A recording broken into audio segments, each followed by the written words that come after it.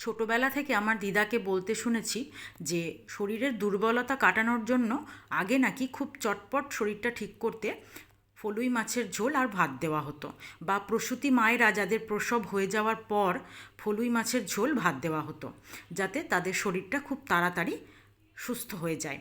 নমস্কার বন্ধুরা, রসনালয়ে আপনাদের অনেক স্বাগত। আজ আমি আপনাদের সঙ্গে শেয়ার করব ফলুই মাছের ঝোলের রেসিপি।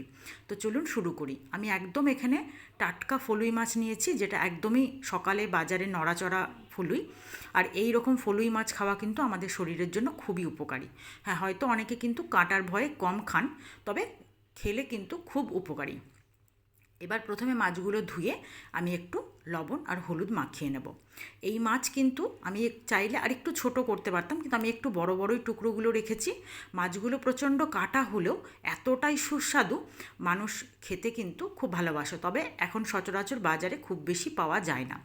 প্রথমে মাছগুলো লবণ হলুদ মাখিয়ে আমি কিছুক্ষণ রেখে এবার কড়াইয়ে সরাসরি সর্ষের তেল গরম করে আমি মাছগুলো ভেজে নেব। নতুন পুরনো সকল বন্ধুকে আমার চ্যানেলে স্বাগত জানিয়ে যে সকল বন্ধুরা নিয়মিত আমার ভিডিও দেখছেন, আমার সাথে আছেন, তাদেরকে আমার অসংখ্য ধন্যবাদ।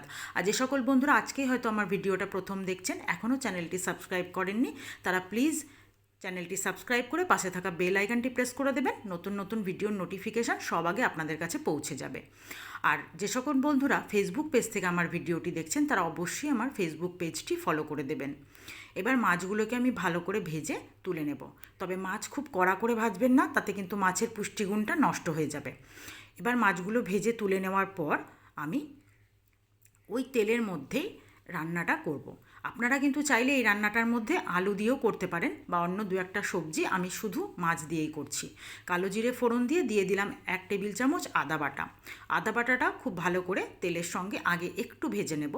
যেহেতু সবসময় বলা হয় যে অসুস্থ রুগী বা শরীরটাকে সুস্থ করার জন্য এই ঝোলটা খাওয়া হয়, তো খুব বেশি রিচ ঝোল কিন্তু এটা হবে না, তাই হালকার ওপরই করব। এবার দিয়ে দিলাম 1 টেবিল চামচ জিরে গুঁড়ো আর সামান্য হলুদ, স্বাদ অনুযায়ী লবণ, সবটা দিয়ে খুব ভালো করে আমি মশলাটা কষিয়ে নেব।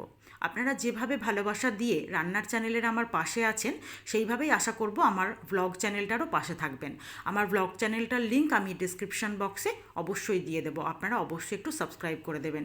এবার মশলাটাকে খুব ভালো করে কষিয়ে নিয়ে যখন মশলাটা থেকে একটু তেলটা রিলিজ করবে, তখন আমি এর মধ্যে দিয়ে দেবো 1 চা চামচ গোলমরিচ গুঁড়ো।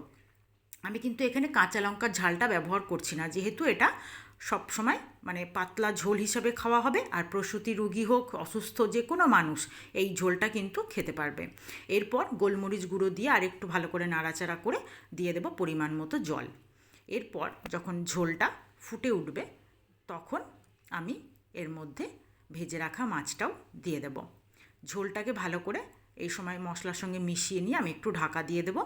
ঢাকা দিয়ে জাস্ট 2-3 মিনিট মতো ঝোলটা ভালোভাবে ফুটে উঠলে, বেশ অনেকটাই ঝোলটা টেনেও গেছে, ঝোলটার স্বাদটা বাড়ানোর জন্য এবার ওর মধ্যে দিয়ে দেবো আমি ভেজে রাখা মাছ। মাছগুলো দেওয়ার পর আবারও একটু ভালো করে ফুটিয়ে নেব। ফলুই মাছ কিন্তু খুব একটা নরম নয়, ফলুই মাছ একটু শক্ত হয়, তাই ঝোলে দিয়ে একটু ফোটানোর দরকার পড়ে। এক একটা মাছ থাকে যে ঝোলে দিয়ে খুব বেশি ফোটানোর দরকার পড়ে না, দেওয়া মাত্র নামিয়ে নেওয়া যায়, তবে এই মাছটা কিন্তু একটু শক্ত হয়। একটু ফুটিয়ে 2-4টে গোটা গোটা কাঁচা লঙ্কা দিয়ে দেবো, জাস্ট একটু ফ্লেভারের জন্য, এটা কিন্তু কোনো ঝাল বেরোবে না। এরপর একটু ফুটে উঠলে আমি মাছটাকে এবার একটু ঢাকা বন্ধ করে আমি রেস্টে রেখে নামিয়ে নেব। তো আপনাদের যদি আমার আজকের এই রেসিপি ভালো লেগে থাকে, আপনারা কিন্তু অবশ্যই আমাকে কমেন্ট করে জানাবেন। আর আপনারা নিজেরাও বাড়িতে একবার এইভাবে টাটকা ফলুই মাছের ঝোল রান্না করে দেখুন, আশা করি খুবই ভালো লাগবে। খুব সামান্য অল্প তেল, অল্প মশলায় হালকা ঝোল, অসাধারণ স্বাদ। আর ওই যে আগেই বললাম, শরীরের জন্য তো খুবই উপকারী এই মাছ।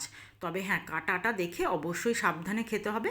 বাচ্চাদেরকে দিলেও নিজেরা কিন্তু কাঁটা বেছে দেওয়ারই চেষ্টা করবেন, এই মাছে প্রচণ্ড কাঁটা। তো আপনাদের আজকের এই ঝোলের রেসিপি কেমন লাগলো আপনারা কিন্তু জানাবেন। আর আপনারা কিভাবে ফলুই মাছের ঝোল রান্না করেন, যদি সেটাকেও আমাকে কমেন্ট করে জানান, আমার কিন্তু খুব ভালো লাগবে। আপনারা এইভাবে অবশ্যই একবার ফলুই মাছের ঝোল রান্না করে খান, গরম ভাত সাথে কিন্তু আর কিছুই লাগে না। এই মাছ এতটা সুস্বাদু আর ঝোলটাও এতটা টেস্টি হয়। আজকের ভিডিও এই পর্যন্তই, ধন্যবাদ।